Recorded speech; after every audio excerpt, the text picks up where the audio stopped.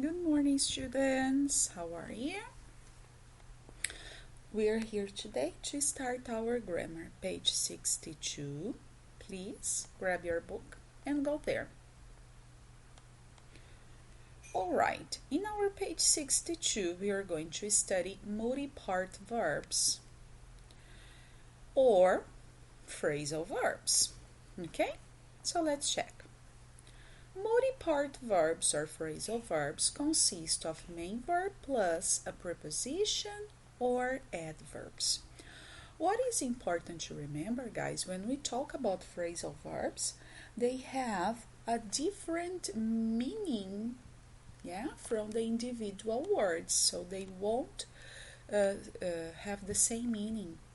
So when we connect words to a phrasal verb, we change the meaning of our verb and sometimes even our preposition. Okay? So when we talk about multi-part verbs, phrasal verbs, they are dividing different categories. So we have phrasal verbs that are intransitive, we have phrasal verbs that are transitive, and we have some verbs that are inseparable. Okay? So let's understand what does it means.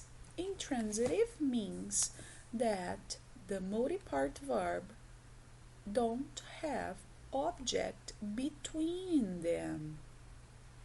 Okay? Or after. My mother passed away when I was 8 years old. The verb pass away, we don't need to use an object here or here after the verb, after the preposition. The same happens with the plane took off 5 minutes ago. You don't need to use the plane took the plane off, for example. You don't need to use the object here or after the preposition. The same is if I said you my baby grew up quickly. Yes, it's an intransitive verb because we have no object between the verb and the preposition or here at the end. Okay? Other multi-part verbs are transitive. They have an object. Most of these are separable. The object can go before or after. However, if the object is a pronoun, it must go before the particle. Okay? So I will give you an example. We have here some examples. You can say, please turn the TV on, or please turn on the TV. So I have in this case, look, the object are here, yes, between the verb and the preposition, or I have the option to use my object here at the end. Please turn the TV on. Please turn on the TV. Both are possible. You can use them between the verb and the preposition or after. Look here the example that the book shows us. They bring up the child. They bring the child up. So look, we have child here at the end after the preposition, and I have child between them. Okay? Great. And here there is something that is really important. If we decide to change the word child and write a pronoun, me, you, him, her, us, them, okay, these are the object pronouns, you cannot write between and after. Look, I changed the word child for them, okay, so I should always use between the verb and the phrasal verb. I cannot put at the end, okay, this is really important. So you cannot use in both places. If you use the object, great. But if you use a pronoun, please turn it on, okay, like here the TV. If I decide to write, change the word TV, the TV, for it, I should write, please turn it on. It's incorrect. Please turn on it. It's wrong. Okay? Great. Some woody part verbs are inseparable. The object always go after the particle. So some phrasal verbs you cannot write the object between. Okay? Great. And some woody parts have two particles. These are usually inseparable. Get on with, look down on. Okay? So here I have two parts. Check. And you cannot put the object between them. You should always put the object after. Okay? Get on with, look down on, and we have many of them. All right? Good. Teacher, but how do I know if my verb is intransitive, if it is transitive or inseparable? While you are studying, probably you are going to see them in the ways they are. Okay, but if it is a new phrasal verb, you can take a look in the dictionary. Okay, so let me show you how it's going to be in the dictionary. If you look a phrasal verb in the dictionary, okay, you are going to have something like this. Look, something up.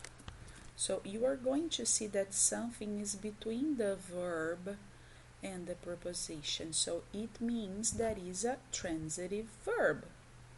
All right? So it's a separable verb or transitive. If you look in the dictionary, for example, this, look after somebody, okay, you are going to see that this is inseparable.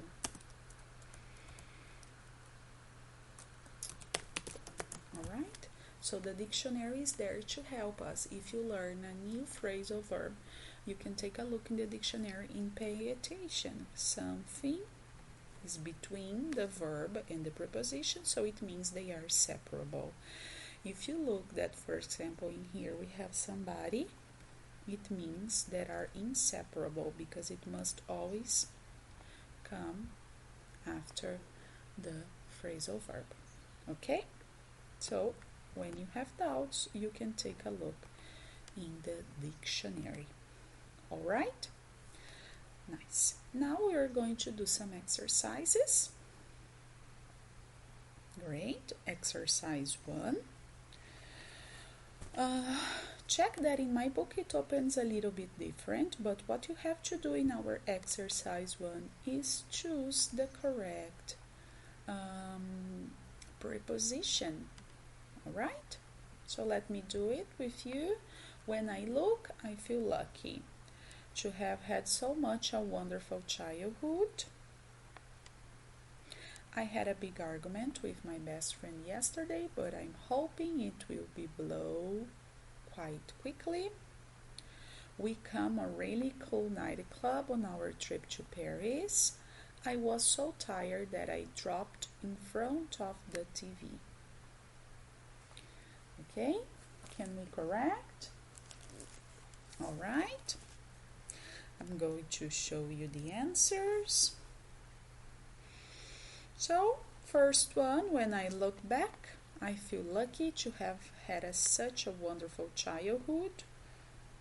Okay, Look back is the idea of like think about something that happened in the past. Great. I had a big argument with my best friend yesterday, but I'm hoping that it will blow over quite quickly.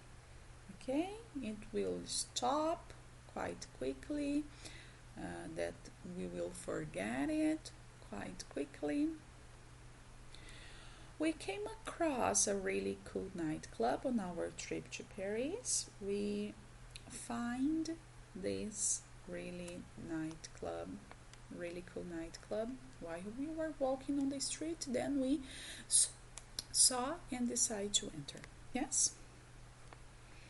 Oh, a nightclub, that's the idea I came across.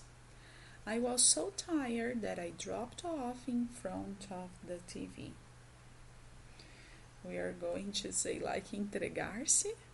Yes, you decide to take a rest where you find the place that you find. Okay? Good. Now, in our exercise 2, you are going to rewrite the sentences, including the nouns in the box in the correct place. So you have the phrasal verb, and you are going to rewrite the sentences using the correct noun. For example, in here, the first one, I have made up with. So where you are going to use, remember when we have 3 particles, verb, and here more 2, you are going to use always after. So what is the best option? She finally made up with her sister. Good.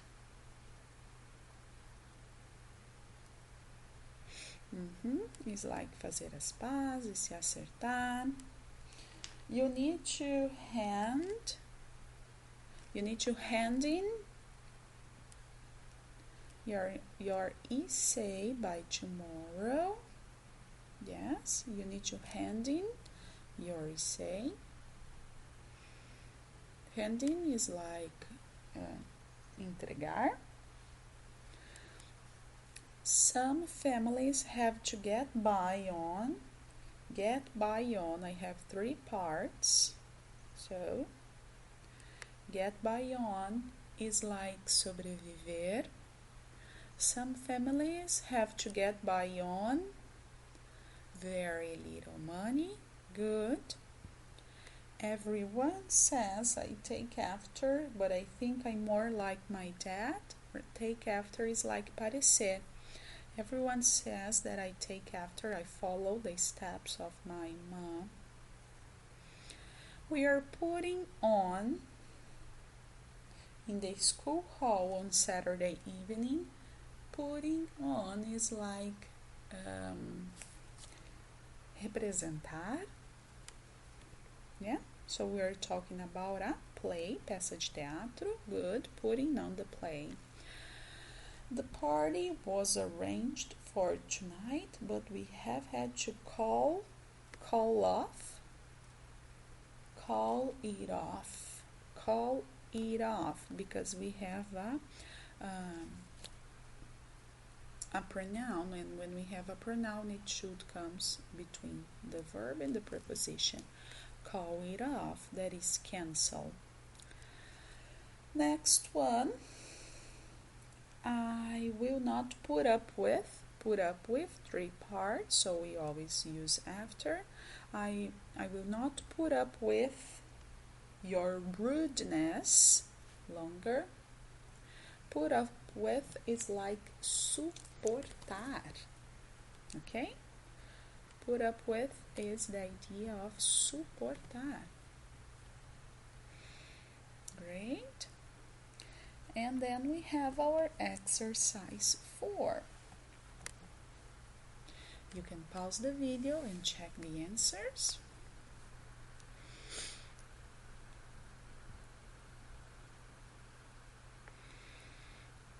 Exercise 4, we are going to replace the words that are highlighted with a phrasal verb. Okay? So, my grandmother was born in Dublin, Ireland. Life was difficult.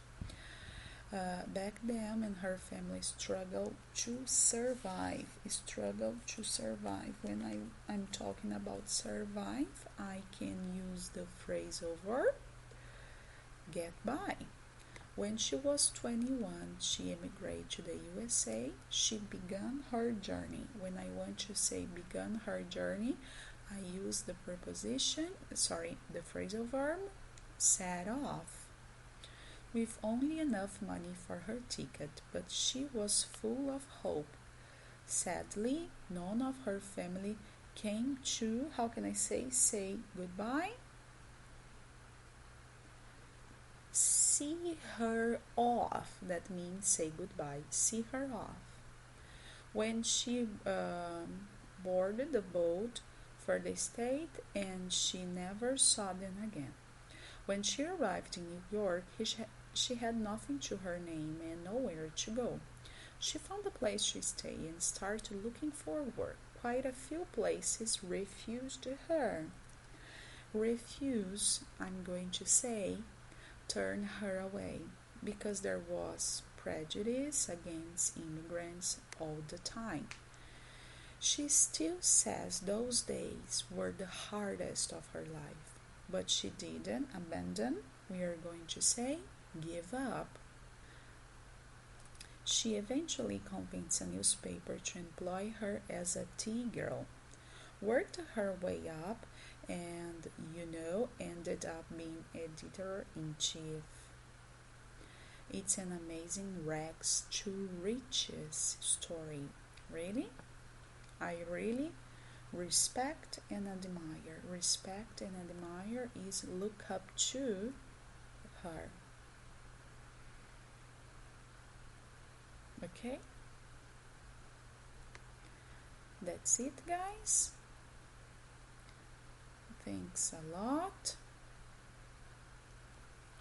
Have a nice day. Bye.